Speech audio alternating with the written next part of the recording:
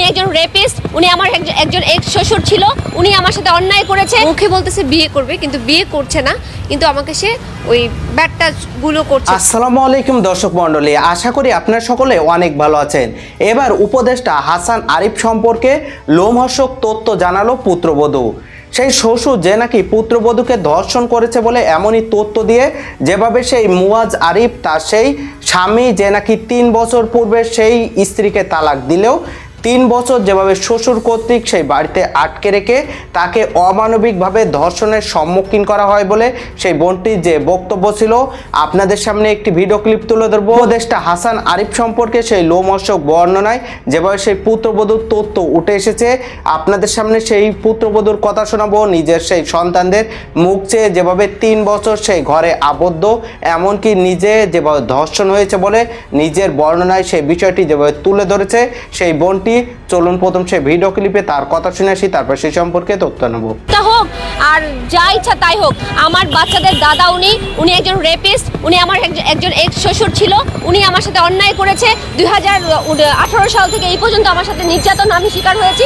আমি তার এগেনস্টে কথা বলতেছি, ব্যক্তি হাসান আরিফের বিরুদ্ধে, উপদেষ্টা হাসান আরিফের বিরুদ্ধে আমি কথা বলছি না। জুলাই গণ অভ্যুত্থানের পরের এই ঘটনা, তো এই মহিলাটা ওনাকে বিতর্কিত করতে চায়। এই ঘটনাটা ঘটেছে, আমার বিয়ে হয়েছে 2018 সালে এবং আমার বাচ্চাটা হয়েছে, প্রথম বাচ্চা হয়েছে 2019 সালে, দ্বিতীয় বাচ্চা হাসান আরিফ মেরে ফেলেছে 2020 সালে, তৃতীয় বাচ্চা মেয়ে বাচ্চা বলে 2021 সালে আমাকে গর্ভবতী অবস্থায় কারাগারে দিয়েছে, সেটা 2021 সালে। তাহলে আমি তাকে এখন কেন বিতর্কিত করব?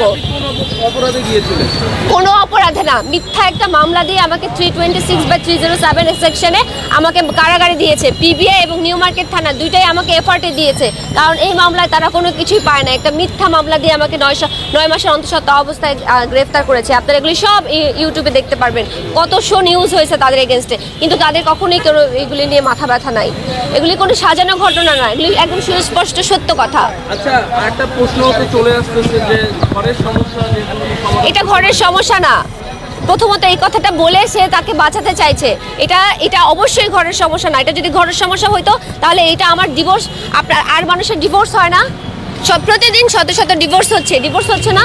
তাহলে আফটার ডিভোর্স আমাকে 3 বছর এখন পর্যন্ত হাসান আরিফের বাসায় থাকতে হচ্ছে কেন? স্বাভাবিক প্রশ্নের উত্তর দেন আমাকে।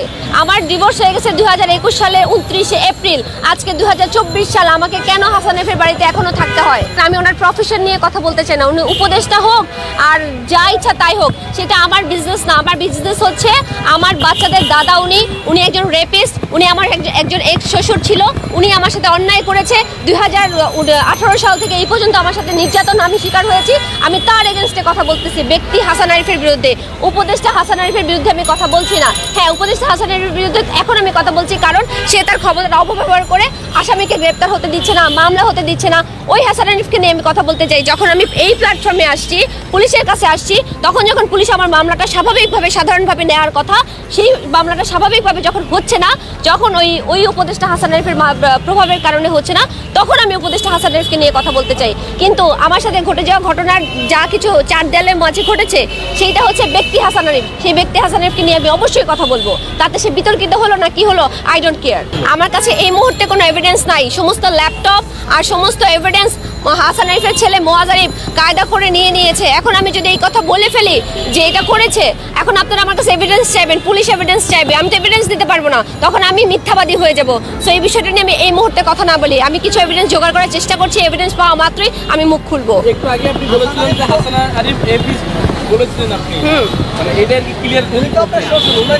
উনি আমার শ্বশুর না, উনি এখন আমার শ্বশুর না, শ্বশুর ছিলেন, আমার শ্বশুর না। 2021 সালে আমাদের ডিভোর্স হয়ে গেছে। তারপরে 3 বছর আমি কোথায় ছিলাম, কেমন ছিলাম, কার সাথে ছিলাম, সেই বিষয়টা নিয়ে আপনারা কখনো জানতে চেয়েছেন? এই 3 বছর আমি কোথায় ছিলাম? হাসান আরিফের বাড়িতে ছিলাম। কিভাবে ছিলাম, কেন সে রেখেছে? জাস্ট একটু মাথাটা কাজে লাগান। আমার কাছে কোনো প্রমাণ নেই, আমি বলতে পারছি না। আমি কেন থাকলাম, কারণ আপনারা দেখবেন যে আমি সিসিটিভি ফুটেজে আমি দরজা লাথি মারতেছি। আমি যদি এখানে না থাকি, আমার বাচ্চা কথায় কথায় আটকে রাখে। এই যে দেখেন, আমার বাচ্চা আটকে রাখছে। যা কিছু হবে আমার বাচ্চাদের উপরে বুলডোজার চলে যায়। আমি যদি তাদেরকে কোনো কিছুতে অনীহা প্রকাশ করি, আমার বাচ্চাদেরকে খেতে পড়তে দেয় না, বাচ্চাদেরকে আটকে রাখে। আর আইন আসার পর থেকে তার এই প্রথমত ওই মেয়েটাকে মারধর করলো, ওই মেয়েটার ডিভোর্স দিয়ে দিল। এরপরে আমার সাথে শুরু হলো রিম্যারেজ করবে, বিয়ে করবে, হাসান আরিফ শাড়ি কিনে দেয়া, এই করা সে করে এগুলি করতেছিল। এরপরে হচ্ছে সে আমাকে মুখে বলতেছে বিয়ে করবে, কিন্তু বিয়ে করছে না, কিন্তু আমাকে সে ওই ব্যাড টাচগুলো করছে। যখন আমাকে ব্যাড টাচ করতে আসে আমি তাকে বাধা দিই, তখন সে হচ্ছে আমাকে ফিজিক্যালি ইনজুর করে। আর যদি আমি বাধা দিতে পুরোপুরিভাবে না পারি তখন হচ্ছে আমি ওই ব্যাড টাচের শিকার হই। তো এগুলোই হয়ে আসছে। তো এর মধ্যে তো চললো আন্দোলন আপনারা দেখেছেন, আমি রাজপথেই ছিলাম। তো আন্দোলন করতেছি, এদিকে মোয়াজ মানে হাসান আরিফের ফ্যামিলির এই অবস্থা। আমাকে কি করলো আন্দোলনের সময়, আমি 12 নম্বরের বাসাতে আইসোলেটেড। তারা মনে করেছে আওয়ামী লীগ আমাকে মেরে ফেলবে, তো তারা কোনোভাবে আমার সাথে আর ওই আন্দোলন সময়কালীন সময়টাতে আমার সাথে যোগাযোগ রাখে নাই। তো 8ই আগস্ট হচ্ছে আমার জন্মদিন, সেই দিন হচ্ছে আমি এই বাসায় আসলাম এবং তার হচ্ছে শপথ গ্রহণের তারিখ ছিল, তো সেদিন সে শপথ গ্রহণ করলো।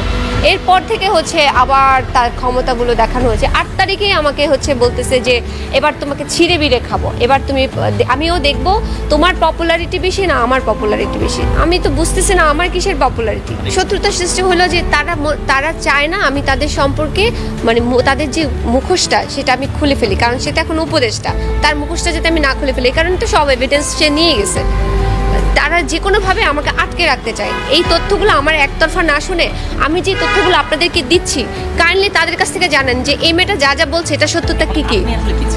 আমি অবশ্যই বিচার চাই। আমি এতদিন বলতে পারি না, স্বৈরাচার শাসক থাকাকালীন আমাকে কেউ সহযোগিতা করে নাই। আমি এই থানায় না হলেও 100 বার আসছি, এই থানার মানুষ আমাকে সহযোগিতা করে না। আমি এখান থেকে লাভ দিতে নিছি, কেউ আমাকে সাহায্য করে না। আমার বাচ্চাটাকে আটকে রাখছে, দেখবেন আমি বছরের পর কত মাস ধরে আমি এই বাসার সামনে বাচ্চাটাকে কোলে নিয়ে কাঁদছি যে আমার বাচ্চাটাকে রিসিভ করো। ওরা বাচ্চাটাকে রিসিভ করে নাই, সেই বাচ্চাটাকে ওরা আটকায় রাখছে। যে বাচ্চাটাকে ওরা কারাগারে দিছে, ওই বাচ্চাটা মেয়ে বাচ্চা বলে ওরা নিতে চায় নাই, সেই বাচ্চাটাকে এখন আটকে রেখে আমাকে ব্ল্যাকমেল করতেছে যাতে আমি মামলাটা তুলে নিই। আমি নিজের ছুরি দিয়ে নিজের মাথায় আঘাত কিভাবে করব? নিজের মাথায় নিজে আঘাত করলাম, পিঠে কামড় কিভাবে আমি দিলাম? আমি কি ভ্যাম্পায়ার? পিঠে আমি কিভাবে নিজে কামড় দিলাম? আশ্চর্য কথাবার্তা এগুলি। কি মানে এই কথাবার্তা আপনারা কেন শোনেন? একজন পাগলের নেশাখোরের কথাবার্তা। আর আপনারা CCTV please check the CCTV footage check করেন, কে কাকে মেরেছে। আমি নিজে মারবো? অসংখ্য কামড়ের ছবি আমি ফেসবুকে দিয়েছি। এই কামড়গুলোকে আমি আমাকে দিয়েছি? বলেন তো, ওনাকে জিজ্ঞেস করেন, আমার ঘাড় কি ঘুরে যায়? আমি কি পেছনে আমি কামড় দিয়েছি? এই অদ্ভুত কথাগুলো আপনারা কেন শোনেন? ওনাকে বলেন যা ওনারা বলতেছে, আমি যে কথাগুলো আপনাদেরকে বলতেছি প্রমাণ সহকারে বলতেছি, আপনাদেরকে সাথে নিয়ে আমি যেখানে মুভ করতেছি সাংবাদিককে সাথে নিয়ে মুভ করতেছি এবং আপনাদেরকে প্রত্যেকটা কথা প্রমাণ দিচ্ছি। যেটার প্রমাণ দিতে পারছি না সেটার আমি নাম অভিযোগও করছি না বা ওরভাবে বলছিও না, কারণ আমার কাছে প্রমাণ আপাতত নাই। আপনারা ওনাকেও সেম একই কথা বলেন যে আপনি যে কথা বলতেছেন সেটার প্রমাণ দেন, প্রমাণ চান।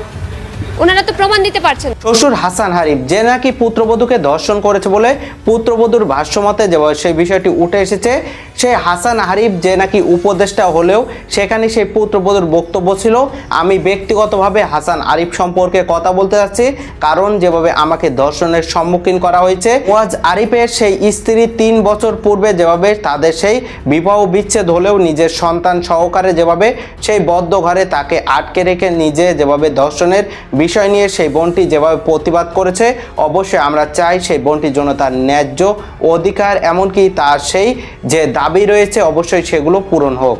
অবশ্যই সেই সম্পর্কে আপনাদের তথ্য মন্তব্য কমেন্ট বক্সে জানাবেন। সকলে সচেতন থাকবেন, পরিবার নিয়ে ভালো থাকবেন, সুস্থ থাকবেন। দেখা হবে পরবর্তী অন্য কোনো ভিডিওতে। সে পর্যন্ত আল্লাহ হাফেজ।